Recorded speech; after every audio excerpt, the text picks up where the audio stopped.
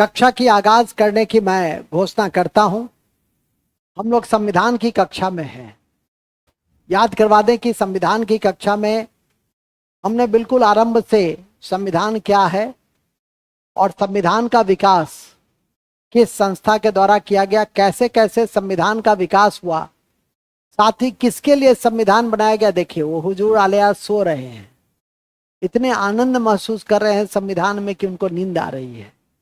अभी उनका जो अभी बता रहे थे नींद वाला हार्मोन, कौन सा हार्मोन है? नींद का हार्मोन बताए थे ना कि नींद कौन सा ग्लैंड उसको कंट्रोल करता है? पीनियल। सोना, जागना, और अभी लाइट थोड़ा कम और अंधेरे आ रहे हैं और उसको देख करके इनका सिक्रीशन बढ़ गया है। थोड़ा सा कम सोइए शाम के समय में। ऐसे भी बड़े बुजुर्ग ने कहा भी है कि शाम के समय मत सोइए। आगे चले। हमने अभी आपको बताया कि हम संविधान के विकास को पढ़े। संविधान के विकास में हमने 1773 के रेगुलेटिंग एक्ट से 1947 के भारत स्वतंत्रता अधिनियम तक की सभी बातें की, सभी तथ्यों और धारणा से परिचय करवाया। फिर मेरे द्वारा संविधान का निर्माण संविधान सभा के द्वारा उसके विभिन्न समिति और विभिन्न बैठकें काफी महत्वपूर्ण है और 2 वर्ष 11 महीने 18 दिन के बाद भारतीय संविधान बनकर तैयार हुआ।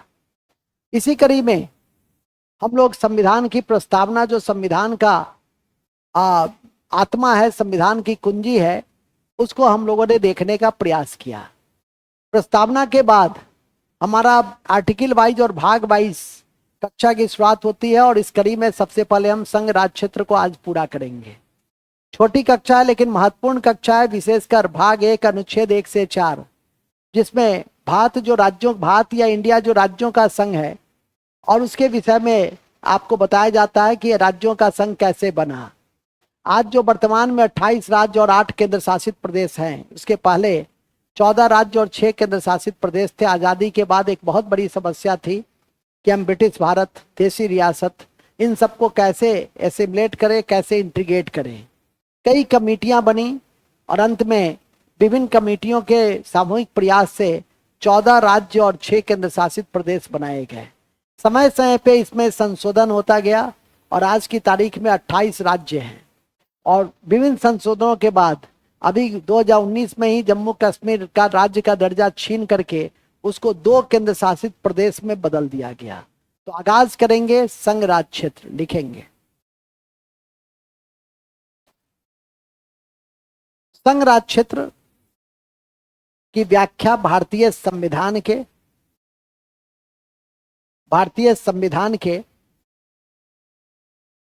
संघ राज्य क्षेत्र की व्याख्या भारतीय संविधान के भाग 1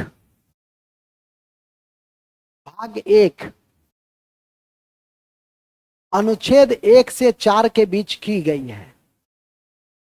अनुच्छेद 1 से 4 के बीच की गई है। अनुच्छेद 1 से 4 के बीच की गई है। अनुच्छेद 1 से 4 के बीच की गई है। किसके बीच की गई है? अनुच्छेद 1 से 4 के बीच की गई है। अब सबसे पहले इस आर्टिकल्स को देखेंगे, फिर विभिन्न समितियों को देखेंगे। इस अध्याय को देखने के 3 एंगल हैं। एक है 1 से 4 में 2 आर्टिकल तो एकदम टिप्स पे रहना चाहिए, और दूसरा समिति, जो विभिन्न समितियों के द्वारा इसका गठन हुआ सो, और इसी कड़ी में भाषा के आधार पर देश का पहला राज्य आंध्र प्रदेश बना सो, और 1956 स्टेट रीऑर्गेनाइजेशन एक्ट, राज्य पुनर्गठन आयोग और कानून अधिनियम के द्वारा जो विभिन्न राज्य फिर बने उसको देखेंगे। कुछ समसामयिक फैक्ट को देखेंगे और पीसीएस और IAS mains point of view से, इंटरव्यू पॉइंट ऑफ व्यू से एक मुद्दा होता है छोटा राज्य बनाम बड़ा राज्य, और फिर आता है एक नया मुद्दा है विशेष राज्य, ठीक है, जिसकी मांग बिहार और आंध्र प्रदेश जैसे राज्य कर रहा है। अब तक भारत में 11 राज्यों को हमने विशेष राज्य का दर्जा दिया है, जिसका पहला आधार भौगोलिक आधार होता है। सामाजिक आर्थिक पिछड़ापन ये दूसरा आधार होता है, दूसरा तीसरा आधार होता है, लेकिन पहला स्थिति यही है कि वह क्षेत्र जो भौगोलिक दृष्टि से दुर्गम है उसको हम विशेष राज्य का दर्जा देते हैं, जहां उत्पादकता की स्थिति बहुत अच्छी नहीं होती है। हम न तो वहां एग्रीकल्चर प्रोड्यूस कर सकते हैं, न इंडस्ट्री एस्टेब्लिश कर सकते हैं, ठीक है कि नहीं। तो ऐसी स्थिति में हम उसको विशेष राज्य का दर्जा देकर उसके विकास में उसकी अपनी भागीदारी, केंद्र सरकार अपनी भागीदारी को सुनिश्चित करता है। बिहार का जहां तक बात है, सामाजिक आर्थिक तौर पे तो पिछड़ा है, लेकिन भौगोलिक तौर पे दुर्गम नहीं है। ये स्टेट अभी तक जितनी भी सरकारें बनी उसमें शुरुआती दौर की प्रारंभिक सरकार और वर्तमान सरकार ही विकास को लेकर काफी संवेदनशील रही, और जो विकास आप दिखाई देता है वो इसी वर्तमान सरकार की देन भी है। चाहे वो सरकार सड़क के क्षेत्र में हो, बिजली के क्षेत्र में हो, स्वास्थ्य के क्षेत्र में हो, कृषि के क्षेत्र में हो, कोई भी महिला सशक्तिकरण के क्षेत्र में हो, कोई भी ऐसा क्षेत्र नहीं है जिसमें वर्तमान सरकार ने बेहतरीन काम नहीं किया है। मूल बिंदु पे आ जाइए। मूल बिंदु यह है कि हमने अभी आपको बताया कि इसी एंगल से हम संघ राज्य क्षेत्र को देखने का प्रयास करेंगे। तो देखिएगा पहला लाइन क्या लिखे हैं कि संघ राज्य क्षेत्र का भाग 1 और 1 से 4 में व्याख्या लिखेंगे। अनुच्छेद 1 देखिए, अनुच्छेद 1 भारत या इंडिया राज्यों के संघ का उल्लेख करता है। राज्यों के संघ का उल्लेख करता है। भारत या इंडिया राज्यों के संघ का उल्लेख करता है। राज्यों के संघ का उल्लेख करता है। भारत या इंडिया राज्यों के संघ का उल्लेख करता है, ठीक है। किसका उल्लेख करता है? नेक्स्ट, अनुच्छेद 2 संसद को यह शक्ति देता है, संसद को यह शक्ति देता है कि किसी वो नए क्षेत्र को,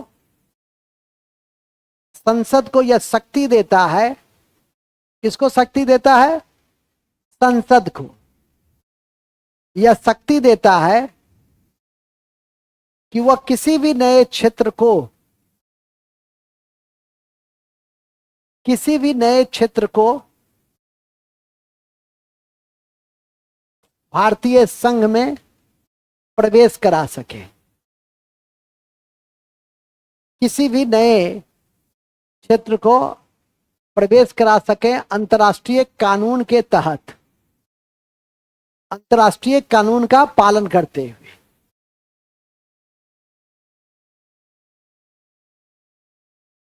ठीक है। अंतर्राष्ट्रीय कानून के तहत, अंतर्राष्ट्रीय कानून के तहत। और याद रखिएगा कि इस कड़ी में हमने सिक्किम को मिलाया था। 35वां संशोधन में सबसे पहले सिक्किम को सहराज्य का दर्जा दिया था, और 36वां संशोधन में जो लास्ट ईयर बीपीएससी ने पूछा भी था 1976 में पूर्ण राज्य का दर्जा दिया था, जिसे किसी भी स्थिति में आप भूलेंगे नहीं। तो लिखिएगा नोट, 35वां संशोधन 1974 से सिक्किम को सहराज्य का दर्जा दिया गया, सहराज्य का दर्जा दिया गया। जबकि सहराज्य का दर्जा दिया गया, जबकि 36वां संशोधन 1976 के द्वारा, 36वां संशोधन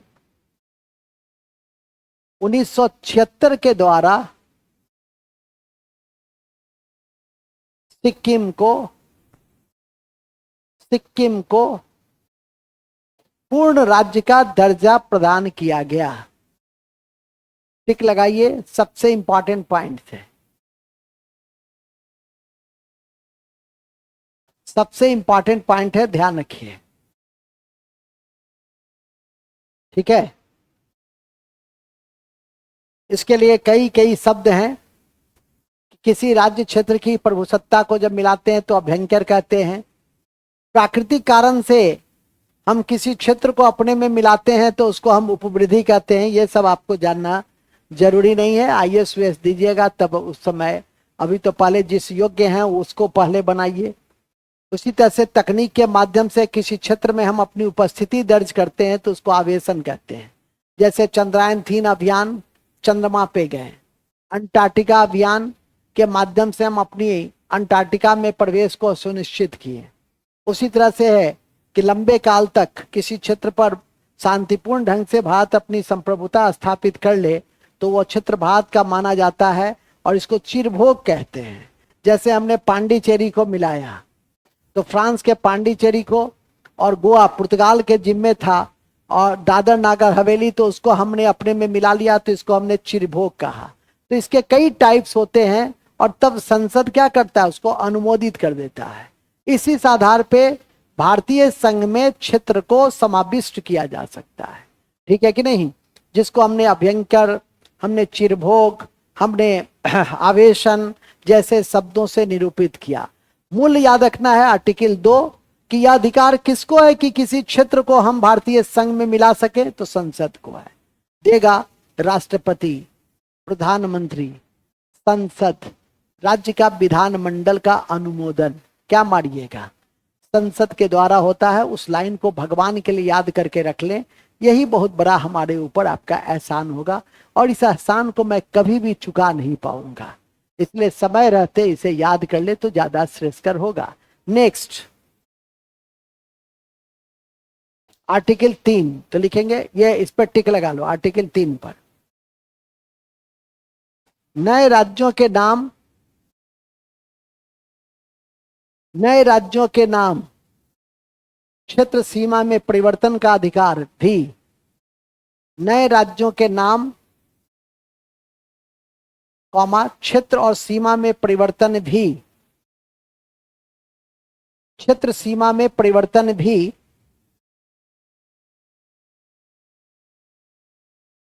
क्षेत्र सीमा में परिवर्तन भी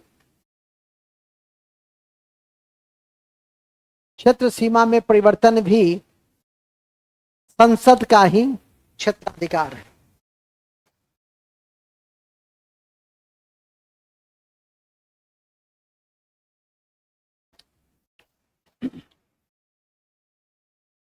संसद का क्षेत्राधिकार है।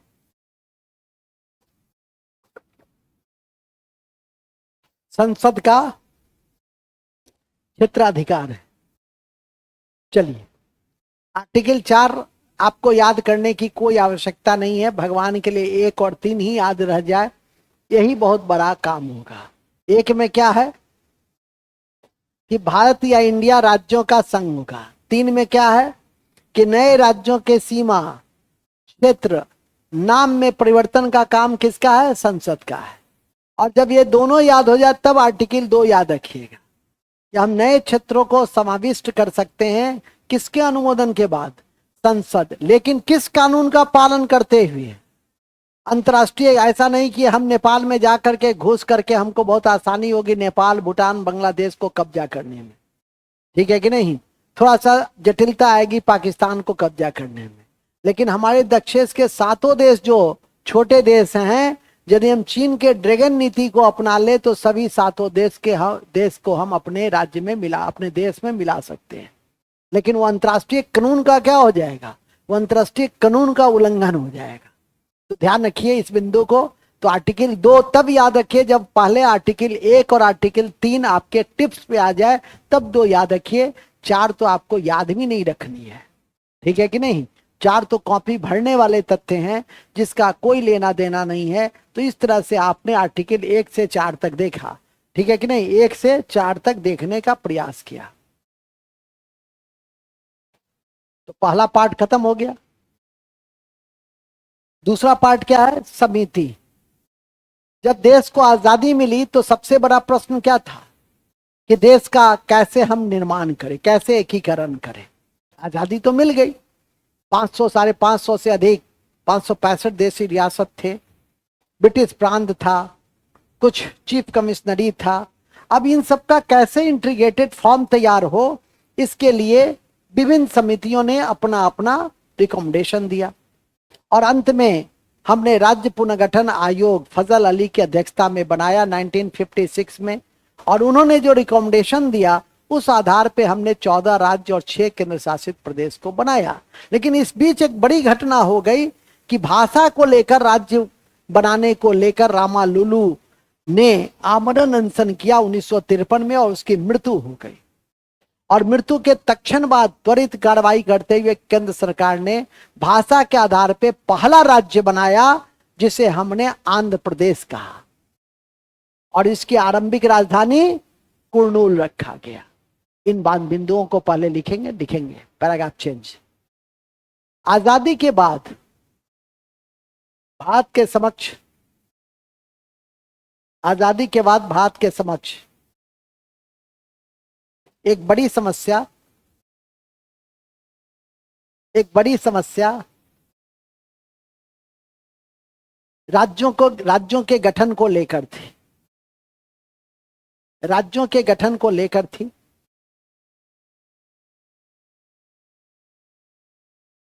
राज्यों के गठन को लेकर थी।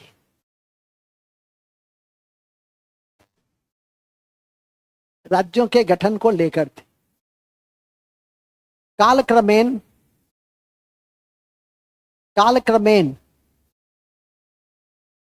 धर समिति 1948, धर समिति 1948, कॉमा जेवीपी समिति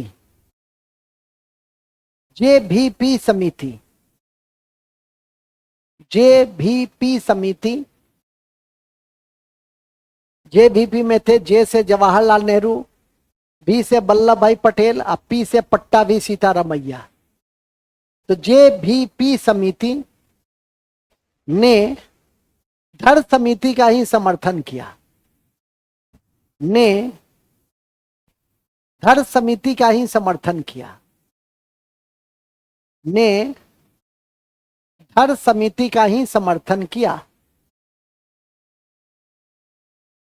धर समिति का ही समर्थन किया। धर समिति का ही समर्थन किया। धर समिति का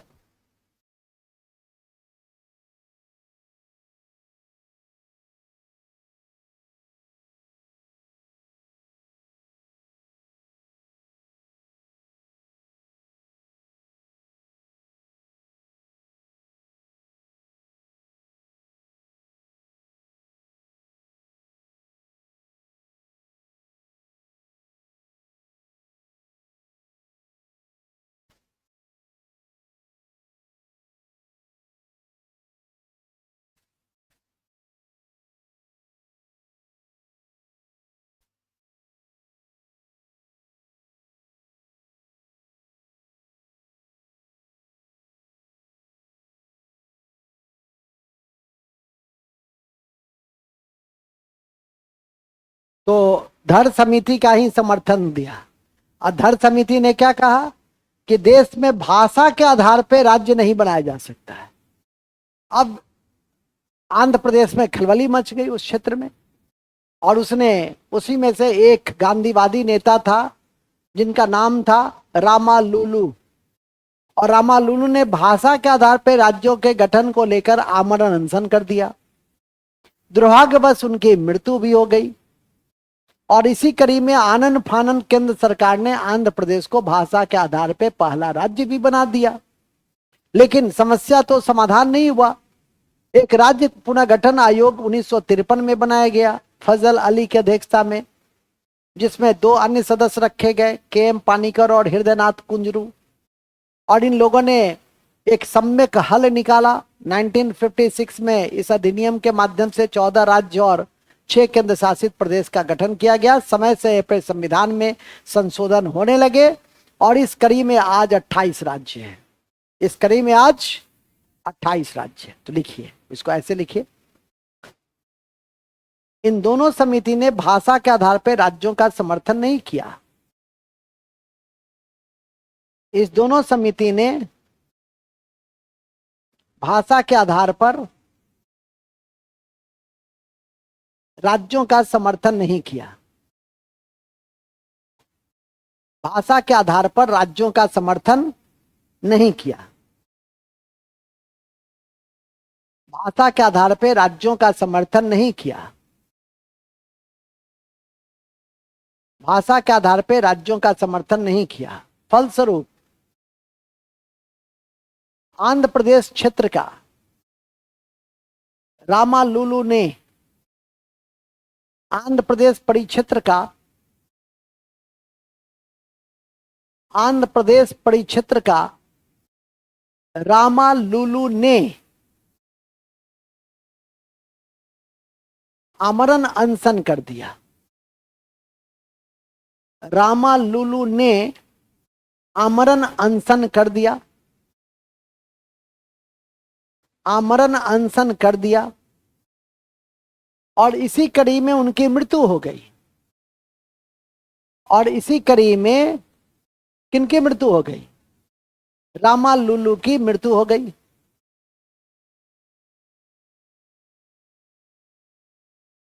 रामालुलु अंडरलाइन कर देंगे। रामालुलु की मृत्यु हो गई। पूछेगा किसके मृत्यु के बाद भाषा के आधार पर पहला राज्य बना? तो रामालुलु के मृत्यु के बाद मृत्यु हो गई। इसी कड़ी में भाषा के आधार पर केंद्र सरकार ने पहला राज्य, भाषा के आधार पर केंद्र सरकार ने पहला राज्य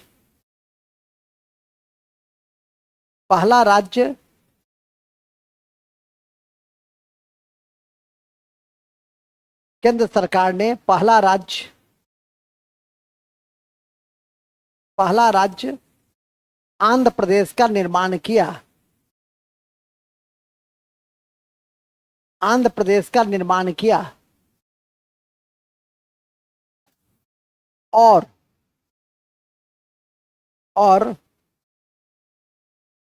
घटनाओं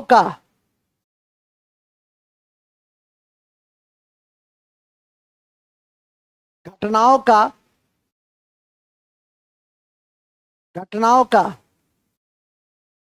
सम्यक हल निकालने के लिए घटनाओं का सम्यक हल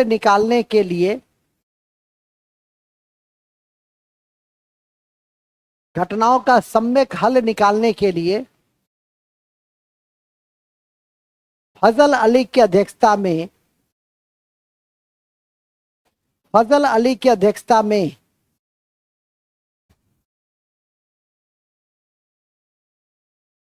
फजल अली की अध्यक्षता में फजल अली की अध्यक्षता में फजल अली की अध्यक्षता में राज्य पुनर्गठन आयोग 1953 में बनाए गए। राज्य पुनर्गठन आयोग 1953 में बनाए गए। 1953 में बनाए गए। 1953 में बनाया गया। ठीक है, कब बनाया गया? 1953 में बनाया गया। इस आयोग के दो अन्य सदस्य थे। इस आयोग के दो अन्य सदस्य थे। इस आयोग के दो अन्य सदस्य थे। इस आयोग के दो अन्य सदस्य थे। पहला हृदयनाथ कुंजरू। हृदयनाथ कुंजरू हृदयनाथ कुंजरू हृदयनाथ कुंजरू और केम पानीकर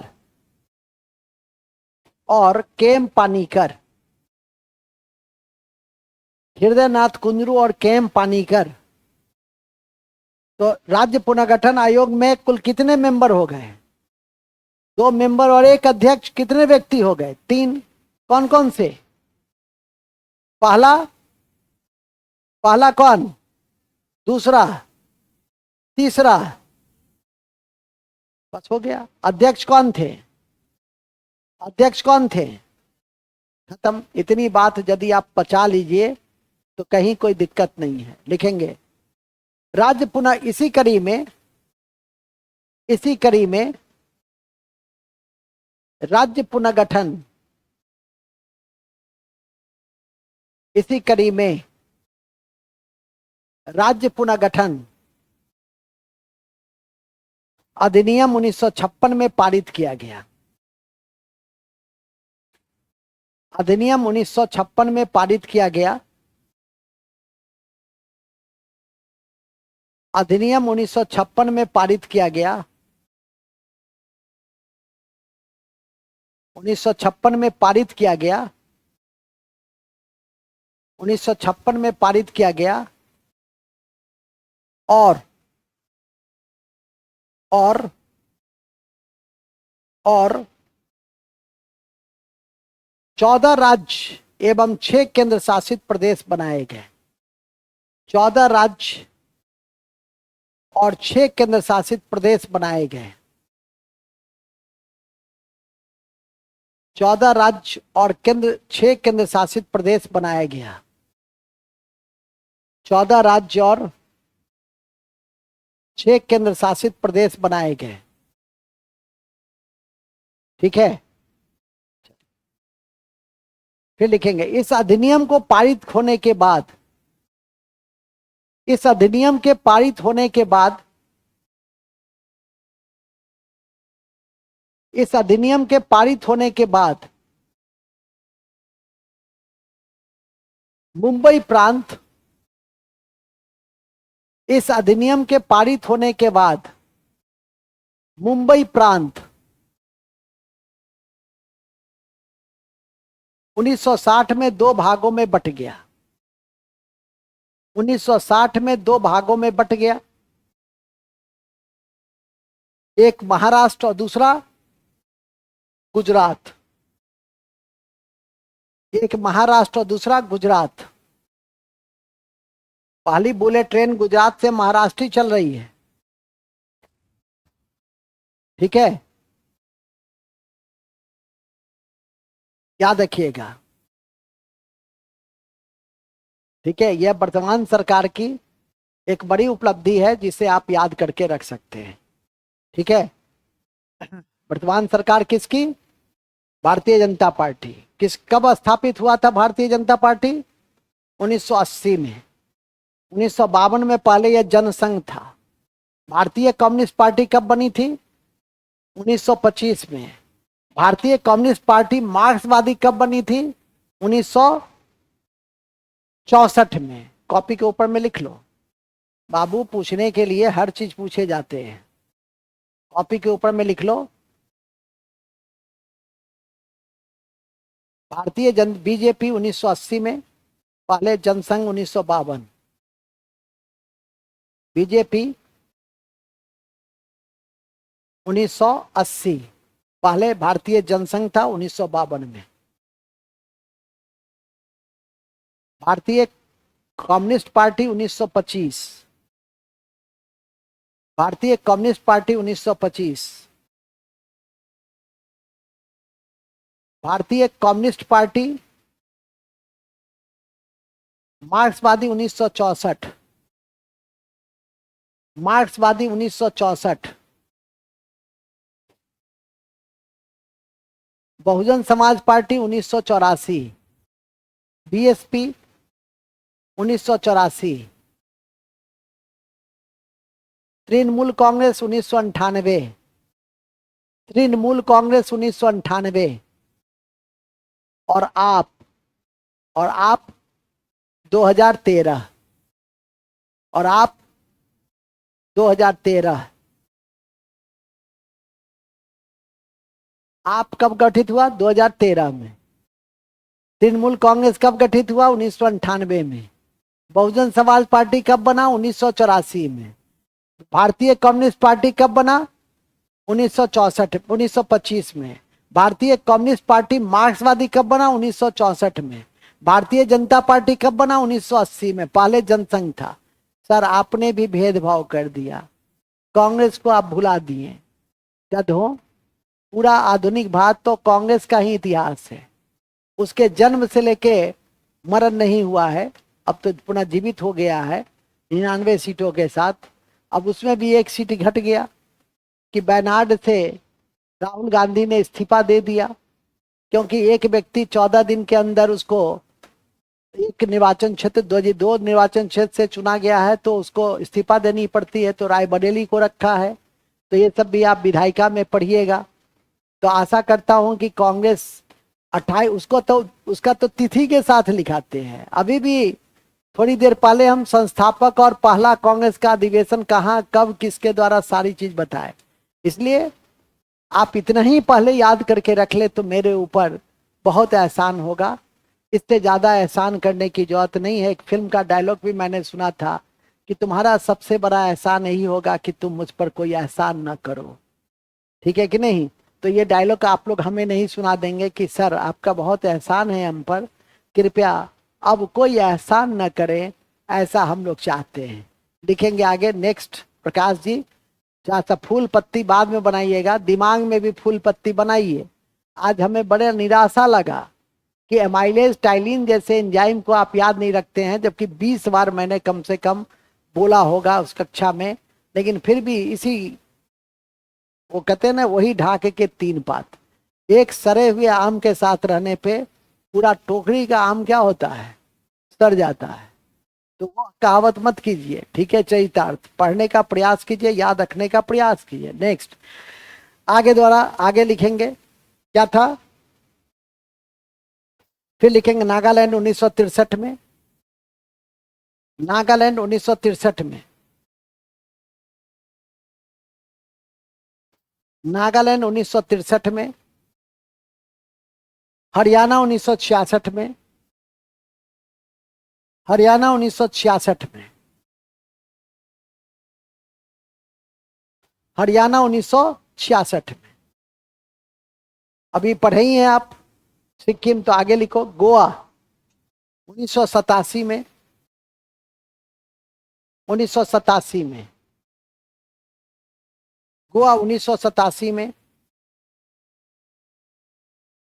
छत्तीसगढ़ उत्तराखंड। छत्तीसगढ़ उत्तराखंड और झारखंड नवंबर 2000 में। नवंबर 2000 में। ठीक है, याद रखिएगा। और इसके बाद है तेलंगाना 2014 में। तेलंगाना 2014 में बनाए गए।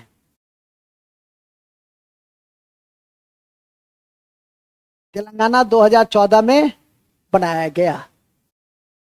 बस ये बातें इसलिए लिखा दिया कि क्रम के अनुसार सजाने में आपको ठीक रहेगा। सिक्किम मिलाया गया, 36वां संशोधन 1975, वो तो ऐसे ही याद रहेगा आपको। 42वां संशोधन 1976 ऐसे ही याद रहना चाहिए, जिसमें कई प्रावधानों को जोड़ा गया, मूल कर्तव्य से लेकर और जो अन्य प्रावधान जितने भी आप जगह जगह पढ़ेंगे उसको हम लोग मिनी संविधान कहते हैं। किसको? 42वां संविधान संशोधन को। अभी थोड़ी दिन पहले भी मैंने प्रस्तावना में कितने शब्द जोड़े गए हैं? 3 शब्द। कौन कौन से? समाजवाद, पंथ निरपेक्षता और अखंडता। ये भी 42वां संविधान संशोधन से ही हमने जोड़ा है, जिसे आप याद करके रखेंगे तो आपके लिए बढ़िया होगा। नेक्स्ट, इसी तरह से हमने विभिन्न समितियों को देखा और राज्य का निर्माण जो 1956 के बाद जो हुआ उसके क्रम को आप लोगों ने देखने और समझने की कोशिश की। इन्हीं शब्दों के साथ हमारा संघ राज्य क्षेत्र क्या होता है? समाप्त हो जाता है। आर्टिकल 1 भारत या इंडिया राज्यों का संघ है।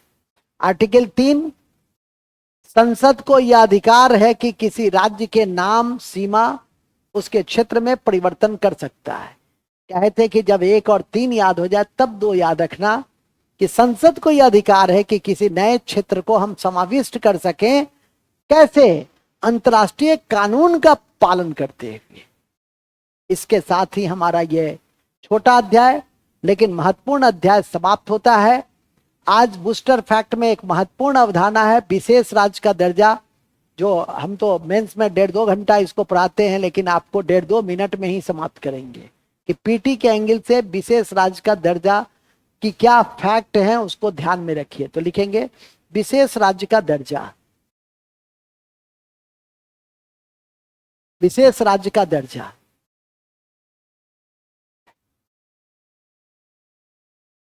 लिखेंगे यह दर्जा केंद्र सरकार के द्वारा, केंद्र सरकार के द्वारा किसी राज्य के भौगोलिक भौगोलिक भौगोलिक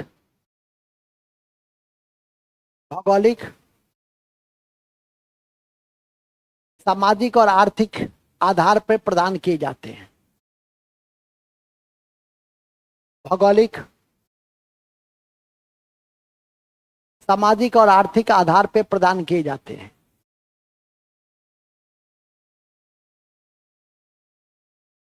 किए जाते हैं।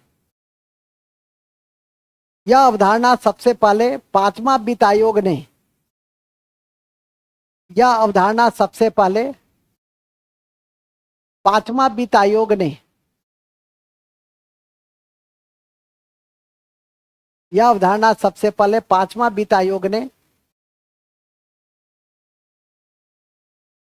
5वां वित्त आयोग ने, 5वां वित्त आयोग ने कालांतर में गाडगिल फार्मूला और मुखर्जी फार्मूला ने दिया। कॉमा करके लिख देंगे। कालांतर में गाडगिल फार्मूला और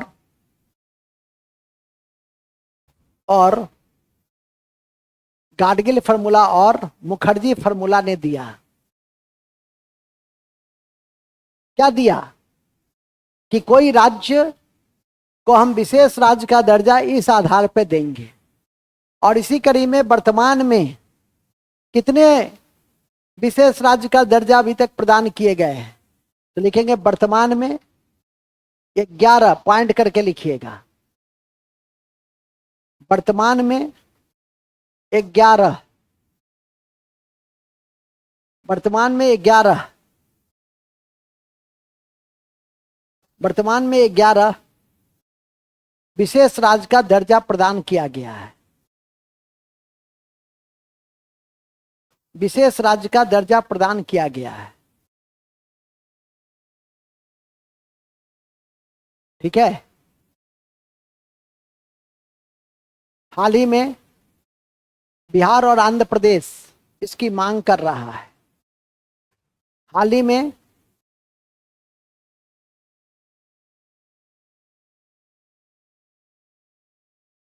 में बिहार और आंध्र प्रदेश इसकी मांग कर रहा है।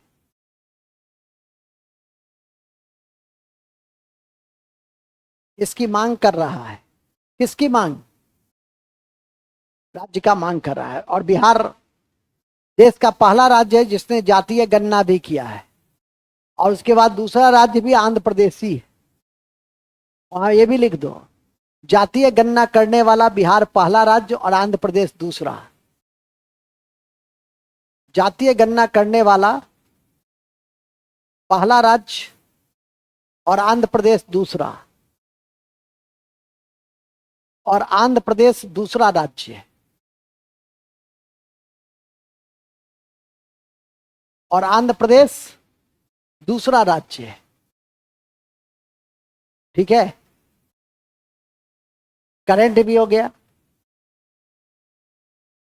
इसके बाद है, यह हुआ बूस्टर फैक्ट में एक पहला बिंदु। दूसरा बिंदु लिखेंगे अनुच्छेद 120 सदन में मातृभाषा में बोलने का अधिकार देता है। अनुच्छेद 120 सदन में मातृभाषा में बोलने का अधिकार देता है। अनुच्छेद 120 सदन में बोलने का अधिकार प्रदान करता है।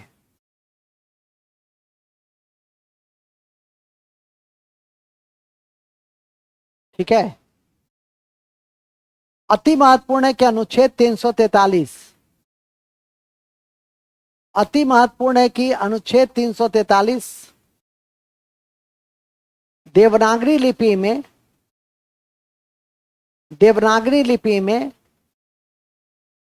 देवनागरी लिपि में हिंदी को देवनागरी लिपि में हिंदी को संघ के सरकारी भाषा के रूप में संघ के सरकारी भाषा के रूप में मान्यता प्रदान करता है। मान्यता प्रदान करता है।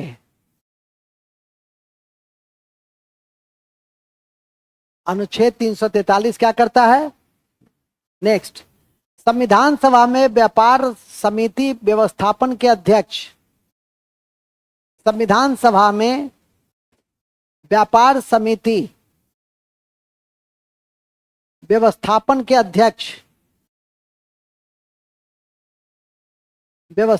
अध्यक्ष के मुंशी थे।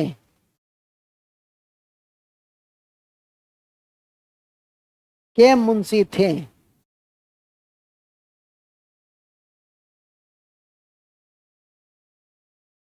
आपातकाल की व्याख्या भाग 18 अनुच्छेद 352 से 360 में किया गया है। आपातकाल की व्याख्या भाग 18 अनुच्छेद 352 से 360 के बीच किया गया है।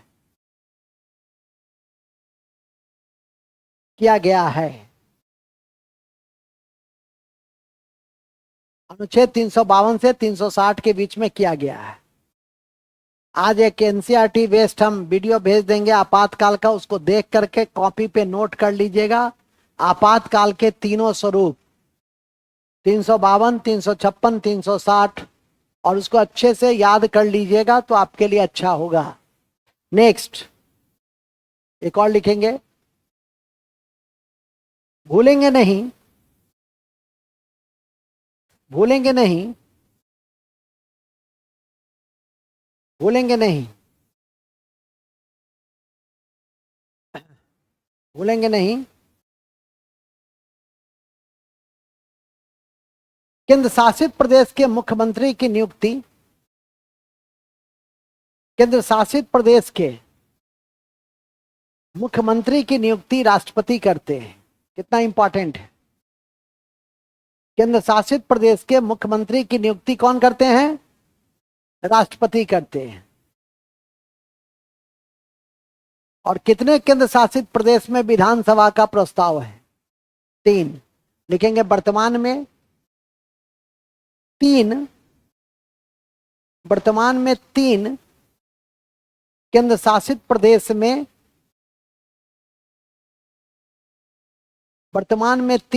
केंद्र शासित प्रदेश में विधानसभा का प्रस्ताव है। विधानसभा का प्रस्ताव है।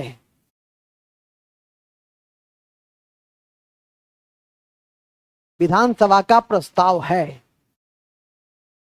विधानसभा का प्रस्ताव है। और आज के अंत में एक याचिका है, जनहित याचिका, और उसके कारण न्यायिक सक्रियता का प्रादुर्भाव हुआ। यह अवधारणा विश्व में अमेरिका से हमने लिया और भारत में इस अवधारणा को देने वाले न्यायाधीश थे पीएन भगवती। तो लिखेंगे, भूलेंगे नहीं कि न्यायिक सक्रियता को जन्म जनहित याचिका ने दिया न्यायिक सक्रियता को जन्म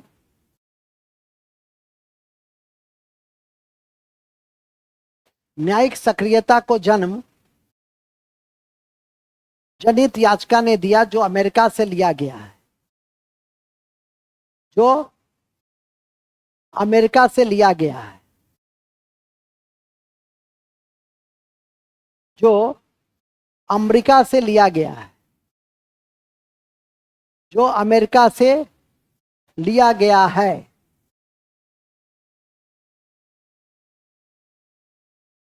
जो अमेरिका से लिया गया है। कौन अमेरिका से लिए हैं? अमेरिका से। भारत में इसे मूर्त रूप देने का श्रेय भारत में इसे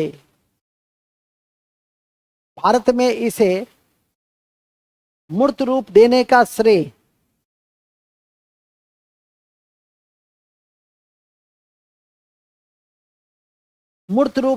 श्रेय पीएन भगवती को जाता है।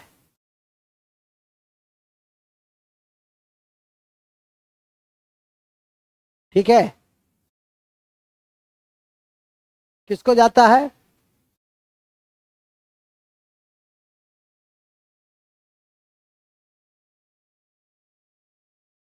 ठीक है, याद रहिएगा। बस इन्हीं शब्दों के साथ आज की मेरी यह कक्षा समाप्त होती है। यदि आप सब दिन 1.25 घंटा संविधान पर दूसरी बार मैं पढ़ा रहा हूं, और जनवरी से यदि देखा जाए तो तीसरी बार, जनवरी नहीं अक्टूबर से देखा जाए तो तीसरी बार, और तब भी यदि आपकी स्थिति ऐसी है पल्लवी, तो मुझे लगता है कि चौथी बार पढ़ रही होगी। कितनी बार हो गया? 3 बार हुआ है। गलती हो गई, हम चौथी बार बोल दिए थे। तो जो लगातार पढ़ रहे हैं 7-8 महीने से, तो समझ ही गए कि तीसरी बार आपको अध्ययन करने का अवसर मिला है। और आपका तो एक क्वेश्चन नहीं गलत होना चाहिए संविधान वगैरह में। ठीक है कि नहीं होता है? बहुत अच्छा, वेरी गुड। बायोलॉजी में तो मुझे बड़ी निराशा लगी है। तो कौन पढ़ेगा?